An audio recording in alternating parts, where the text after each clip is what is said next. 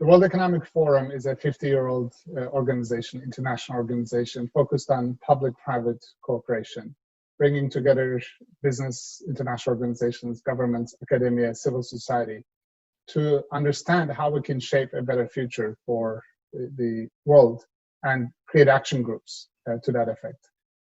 In terms of the data piece, we launched an initiative called the Center for the Fourth Industrial Revolution to really look at how we can leverage emerging technologies to accelerate these solutions. And a key part of that is artificial intelligence and machine learning, which we're using AI and machine learning, we can come up with insights far better and faster than human experts can. But it thrives on data, so access to data and being able to use different data sets for individual purposes has been a key area of focus for us. So the three leading indicators of healthy living is who you are. That includes genetic data, your vitals, and where you live, environment, lifestyle, and how you live, lifestyle. So it's who you are, where you live, and how you live. And when you go to a physician, they basically ask these questions to you.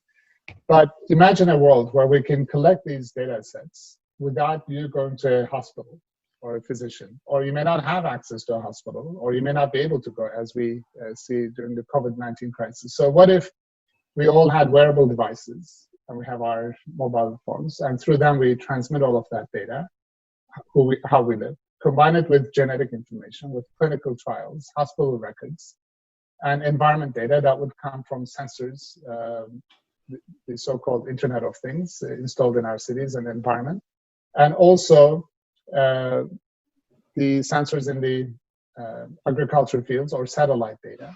So if we can combine all of that and put it into a common place, then we can use advanced analytic capabilities, which I would describe as machine learning, where the engine itself will come up with insights faster and better than human experts can because of the magnitude of data, and they could augment human intelligence. Now, a key problem in this, it's technically feasible. The key problem is how do we ensure that we protect the privacy of the individuals, and how do we make sure that we use the data for consented purposes? So I don't want my genetic data to be used for commercial purpose, but I may want to use it to help cure COVID, for example. And so the third question is who makes money out of that and the equity. So what we have been doing is saying privacy is key, obviously, which is what Europe and California has been leading in that area. But we should not have privacy only focused on data get in the way of sharing it for common purposes. So today, if you wanted to combine all three data sets, it's impossible because privacy laws will get in the way. So the idea of combining different data sets for permitted use cases by the owners of data and providing economic benefits to the owners of data could create a whole new set of opportunities in terms of discovery, healthy living, and also new income sources for owners of data. Do you have examples of how data, and I like the way you frame AI as advanced analytical abilities or capabilities. Do you have examples of how these technologies are helping people in the real world right now? Sure. The most famous one, I think, is what DeepMind folks did after they were acquired by Google. DeepMind is a company that three guys out of London started, and they mastered the most challenging problem in AI, which is playing a game called Go. But after Google acquired them, they turned the engine on their data centers and reduced energy consumption by more than 20%. They applied the same concept to building and reduced energy consumption by more than 50%. So imagine if you apply that to a city or country, we have the opportunity to reduce energy consumption, improve agricultural yields, or even accelerate the cure for some of the intractable diseases. The reason why we haven't seen major breakthroughs is because of lack of ability to connect different data sets together.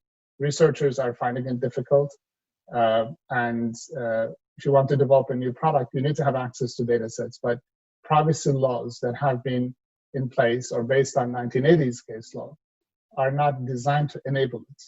And again, we need to protect the privacy of the owners of data, but also enable these new use cases. How can artificial intelligence help us find a vaccine for coronavirus faster? So we know that if you provide a lot of data that is representative, not unbiased, machine learning algorithms will come up with new insights faster than human experts can. At the moment, we don't know how it's happening, but we know what it is. So if you take it to the scientific method, which is what scientists have been using, we start with a hypothesis. An expert says, well, I think this will happen. You collect data sets, and then you try to analyze it and test it all the way. We can actually accelerate the early phases of that. So if we feed different data sets, as long as they're complete and they are from trusted sources, the artificial intelligence or machine learning algorithm can come up with this hypothesis. So I think we'll be in a place where we will generate more hypotheses much faster, and then we have to take it through the scientific method of testing them. So I think it will be an accelerator at the front end. And until we solve the black box challenge with AI and machine learning, I think that's pretty much what we can do at the moment.